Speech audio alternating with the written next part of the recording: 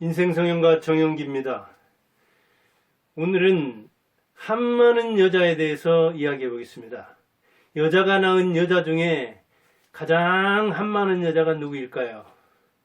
아마 미혼모, 환양녀 또는 공남녀, 또 일본에 끌려갔던 위안부 또는 매춘부, 우리 여자들 자체가 이미자의 여자 일생에 나오듯이 참아야 한다기에 여자이니까 남자한테 순종하고 또는 아들한테까지도 삼종지도 순종해야 되는 그런 삶을 살아야 한다니까 얼마나 한이 많겠습니까? 한이란 건 뭡니까?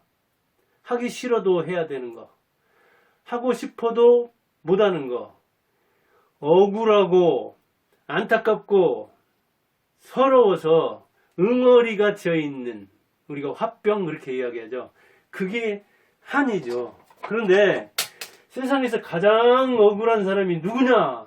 그러면 재판받은 사람이라고 합니다. 재판을 받고 나서 억울하다고 하지 않는 사람은 없습니다.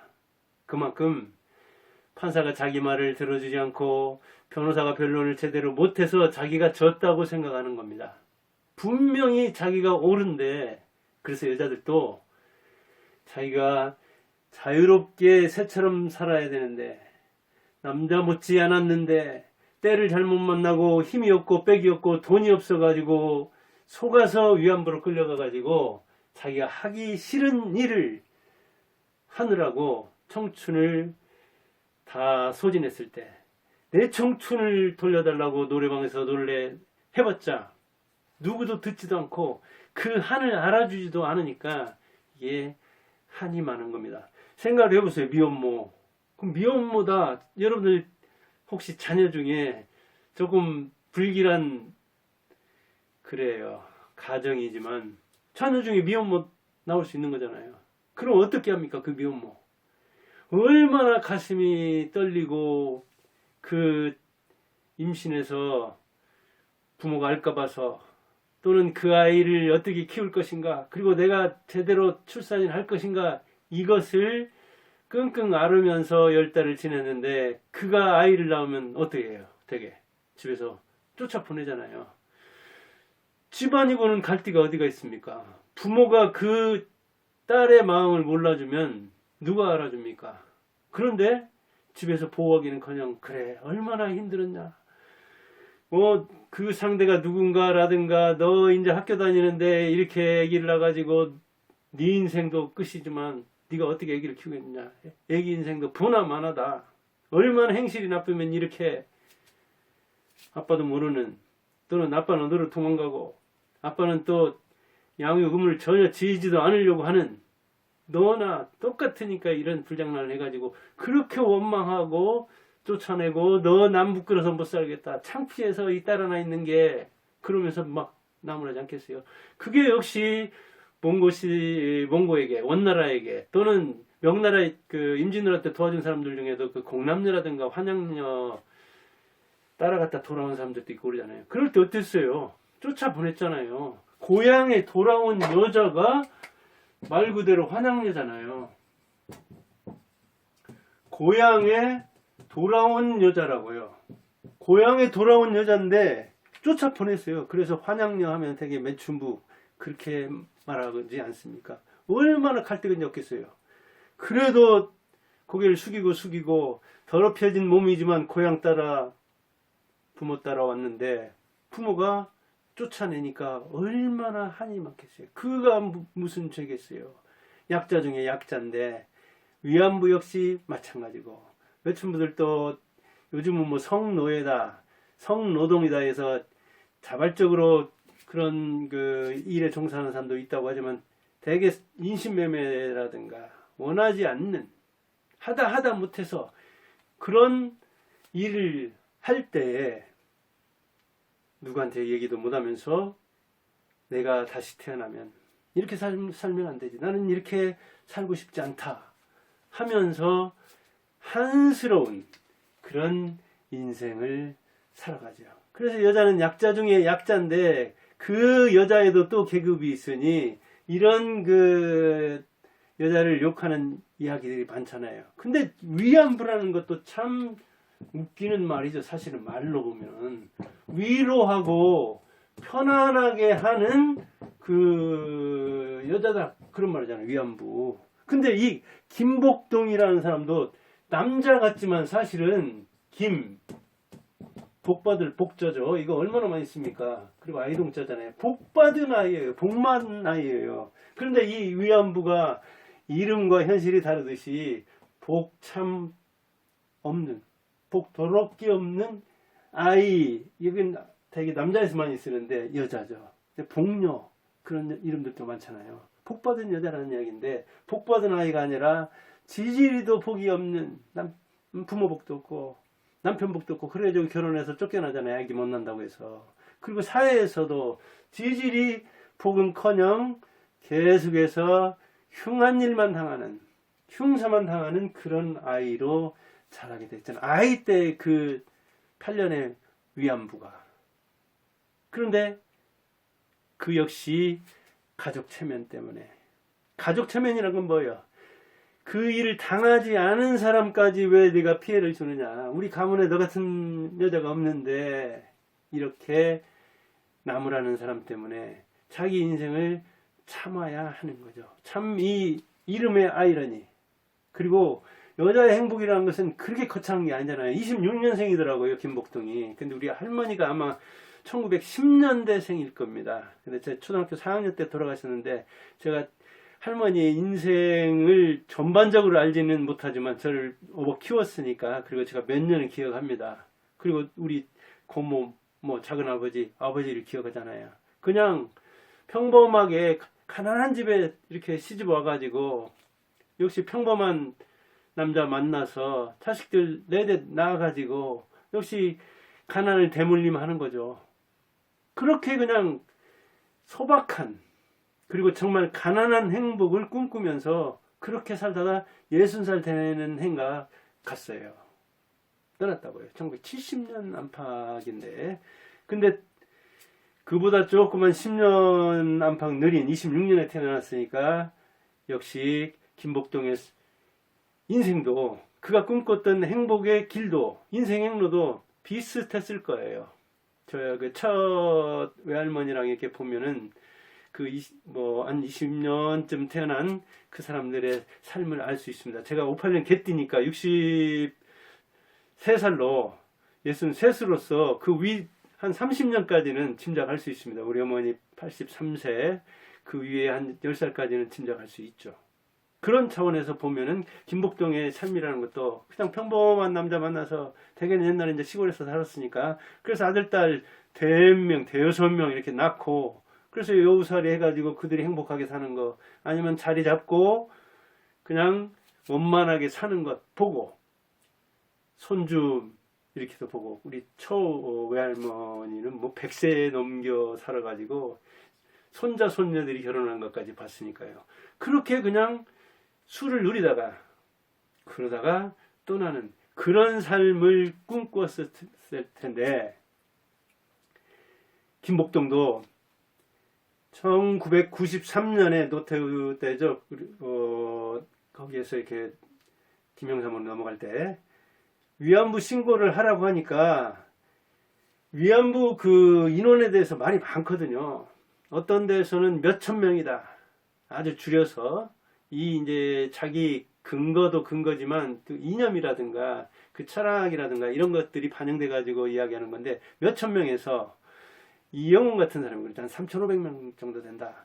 정신대 연구하는 이런 쪽에서는 대개 한 20만 명까지 중국이나 다른 나라를 포함한 일본군이 고용한 그 위안부 또는 준 위안부까지를 포함하면은 40만, 50만까지도 된다. 이렇게 그 나라에 따라서 또는 주장하는 사람의 논지에 따라서 달라집니다.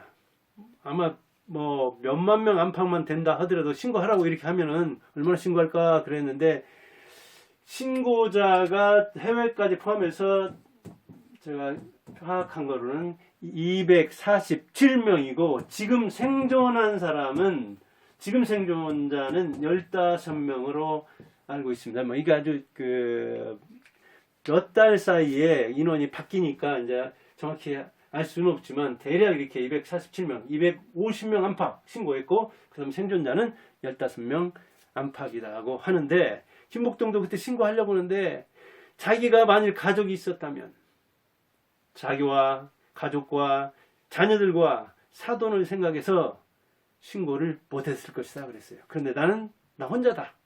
그러니까 신고해야 되겠다 하고 이제 여동생이 있었어요. 여동생한테 야 이러고 저러고 해서 정부에서 신고하라고 하는데 신고하라는 것도 다 자기를 위해서 신고하려고 그런 거죠. 사실은 말하는 것하고 또 사람의 그 행동하는 것하고 또 본심하고 이건 다른 겁니다. 그래서 말로만 표현할 수는 없는 것이거든요. 저는 아이가 냉철하게 현실주의자입니다. 그러니까 그 여동생이 조카도 있고 그런데 그리고 나는 뭐가 되느냐 그런 언니의 동생이라고 하면 그러니까 신고하지 말라. 그런데 김복동은 신고한다고 했어요. 왜 신고한다고 하냐 이 한 때문에 그랬어요. 내가 7년 넘게 8년 가까이 그 606호 주사 아마 이게 성병 같은 거 예방하려고 했던 것 같아요. 그 많은 남자를 상대하니까 군인들을 그 8년의 한스러운 세월이 한스럽고 또 한스러워서 내 인생이 불쌍해서 내가 서러워서 신고해야 되겠다. 한 때문에 신고해야 되겠다고 해서 신고를 하게 돼요. 그 뒤로 동생은 조카는 얼굴을 바꾸고 연락을 안 하게 됐어요. 물론 김복동도 연락을 안 했죠. 그건 어찌 보면 이제 그 동생이 그렇게 꺼려하고 자기 체면 때문에 자기 그 뭐랄까요 그 얼굴 때문에 그러는데 언니로서 자기가 희생하고 말해야지. 그래서 아마 이렇게 많은 사람 몇만 명이라고도 하고 크게는 몇십만이라고도 하는데 이게 몇백 명에 그쳤을 거예요. 대개는 결혼 생활에서 파탄 났다든가 아니면 자녀를 못 두어가지고 이렇게 남편에게 뭐 소박 요새도 소박개념 있나요? 쫓겨났다든가 아니면 이제 질병에 걸려가지고 자기 혼자 그 어떻게 할 수 없는데 혹시 국가에서 무슨 뭐 혜택이라도 줄 것인지라는 이런저런 기대 여러 목적으로 아마 신고를 했을 겁니다. 그런데도 이렇게 250명 안팎에 머물렀잖아요. 김복동은 자기 아기를 못 낳았고 그래서 남편한테 또 쫓겨났고 혼자니까 여동생이 있어서 좀 걸리긴 했는데 상의를 해봤으니까 반대했지만 내 인생이 한스러워서 한많은 인생이기 때문에 신고하겠다 해가지고 신고를 했습니다.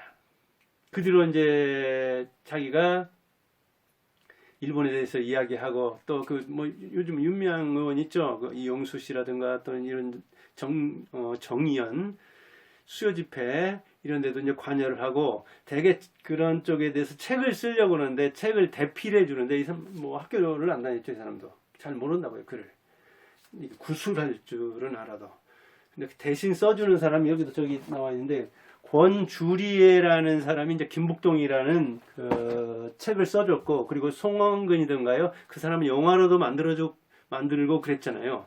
그런데 그가 그 책에서든 또는 뭐 집회 나가서든 또는 증언할 때든 하는 이야기가 뭐냐 606호 주사도 그것에 시달린 7년의 생활 일본 땅을 다 준다 하더라도 그것과 못 바꾼다는 이야기다.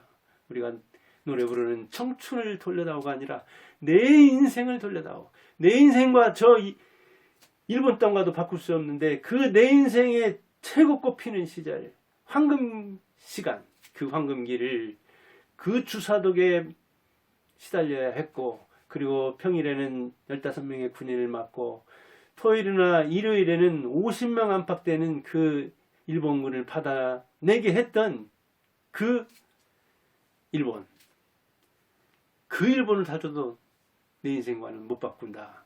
그렇게 이야기할 정도였습니다. 그래서 그 생활하면서 뭐 지원금이 나온다든가 자기가 모을 수 있으면 돈을 모아서 한 6천여 원을 6천억 원 정도를 6천억 원이 아니라 6천만 원 정도를 기부를 하고 그랬습니다. 뭐 나비기금 그러는데 여기 보면 기부한 그 취지를 말하고 있어요. 나는 전쟁 때문에 학교 공부를 하고 싶어도 학교를 다닐 수 없었습니다. 위안부로 끌려갔다가 온 후에는 먹고 사는 문제에 매달려 공부는 생각할 수도 없었습니다.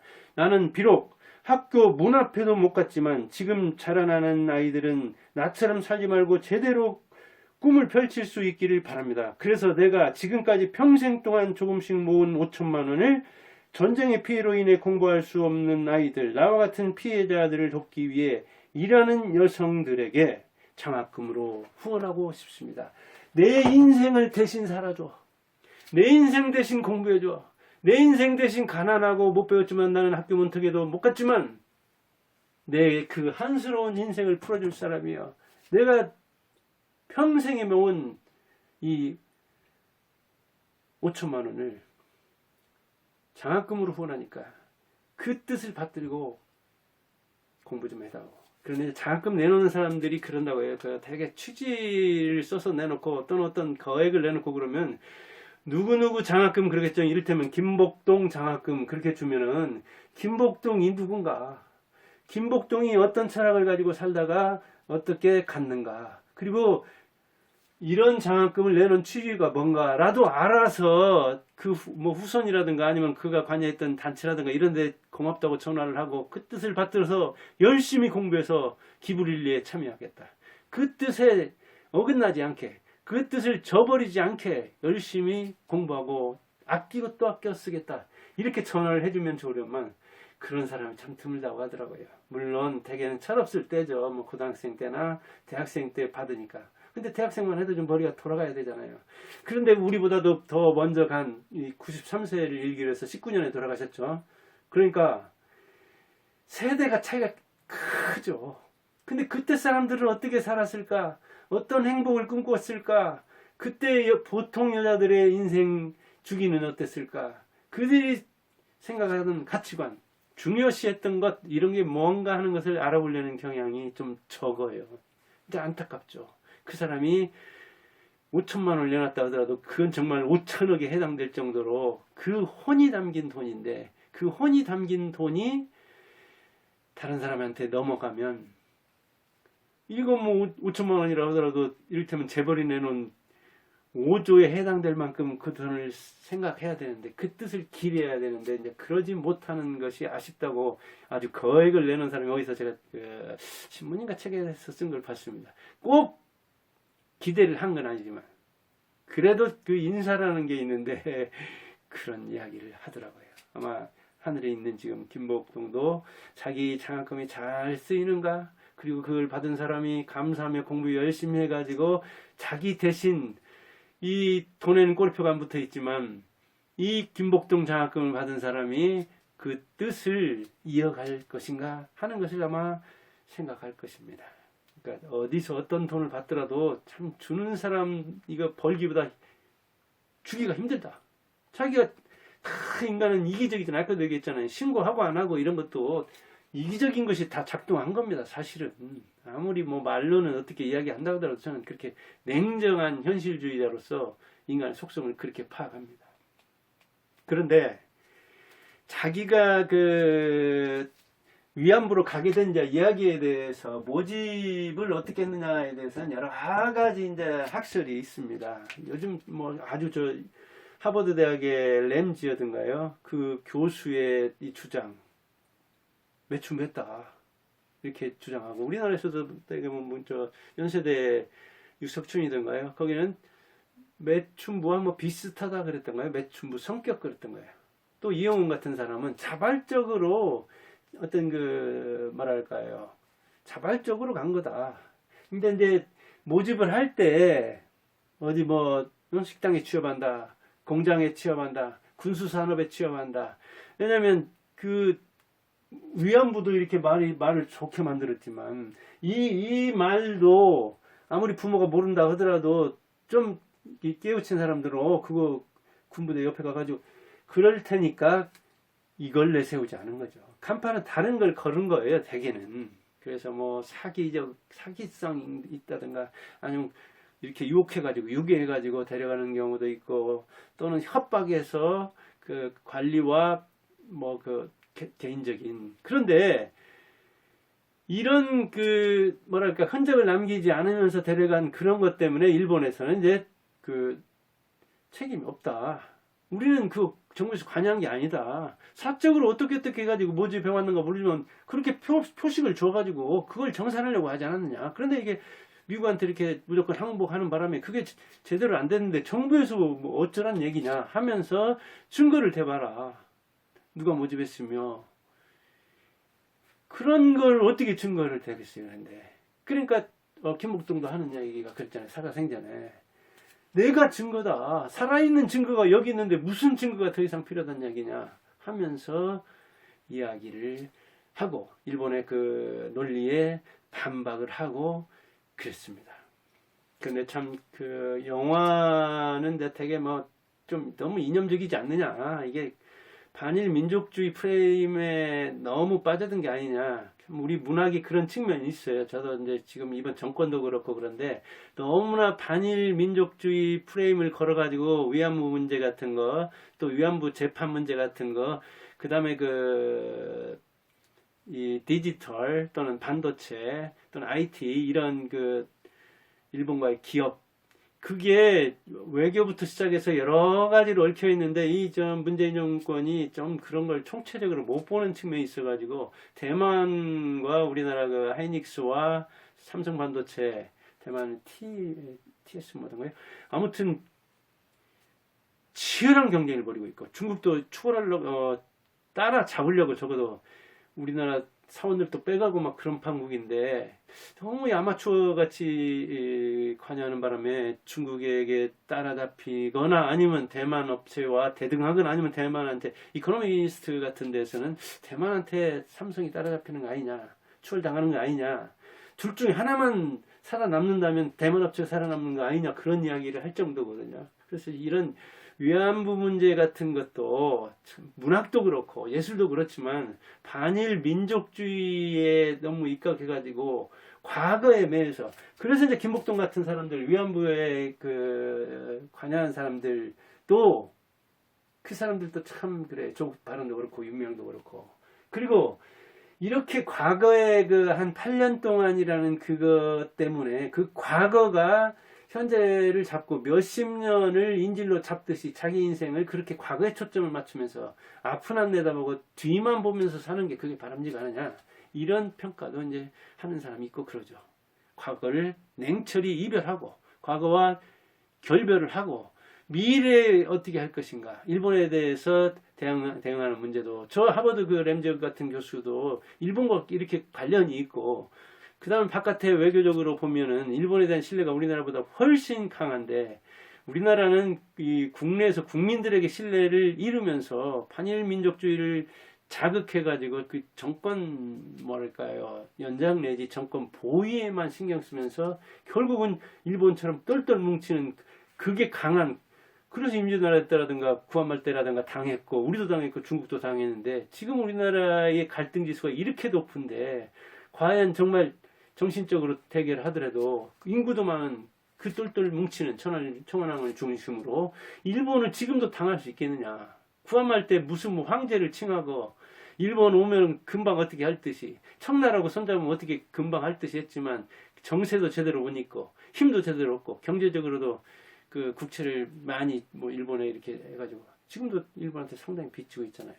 그런 것처럼 걸 냉철히 봐야 되는데 이런 문제를 너무 민족주의 입장에서만 보면 그게 좁은 우물이 돼서 크게 이제 그 중국, 그 다음에 러시아, 일본, 미국, 그 밖에 다른 해양국가라든가 강대국이 연결되어 있는 이런 우리 그 지정학적인 위치에서 실수하는 거 아니냐.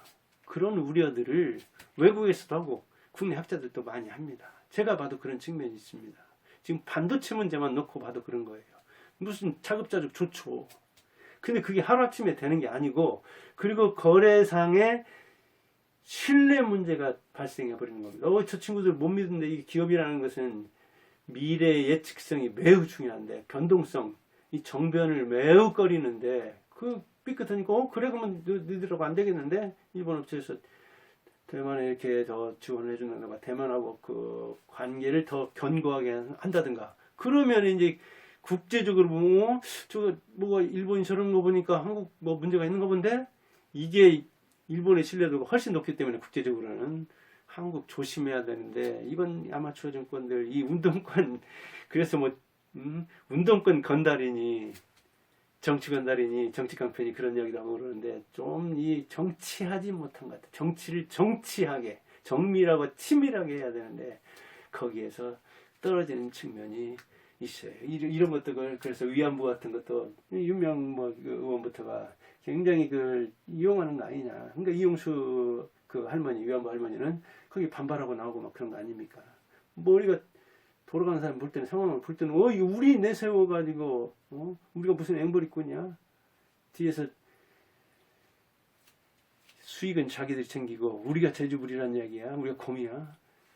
그렇게 생각할 수 충분히 있는 겁니다. 머리가 있으니까요.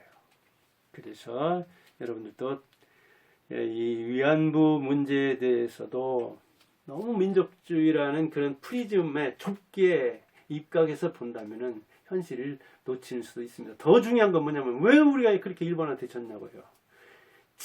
일본을 알고 그 길, 일본을 이길 생각해야 되지. 반일 감정만 부추겨가지고 자기 정치적 뭐랄까요, 수익만, 그 단기 안목만 챙기려는 그런 것은 오래 못 갑니다. 그리고 결국은 나라를 나약하게 만들어서 나락으로 빠지게 만드는 수도 있습니다. 그게 임진왜란 때 있었고 구한말 때 있었고 그런 겁니다. 싸우지도 못하고 일본에게 그대로 넘어갔잖아요. 네. 한많은 여자 자체가 다 한이 많은데 다 자기가 한이 많다고 합니다. 적벽대전에 임하기 전에 조조의 군사들이 군사 서름타령이란 거 하잖아요. 다 내 신세가 처량하다. 부모 생각하니까, 자식 생각하니까, 나 생각하니까, 아내 생각하니까, 형제 생각하니까, 돈 생각하니까, 죽을 생각하니까 다 자기가 가장 서러운 겁니다. 한스러운 겁니다. 여자들이 다 그런데 그 중에 진짜 서러운 사람이 누구냐? 우리가 되게 인정할 수 있는 김복동을 들어서 이야기해봤습니다. 여러분의 한을 잘 승화해서 성공하기 바랍니다. 감사합니다.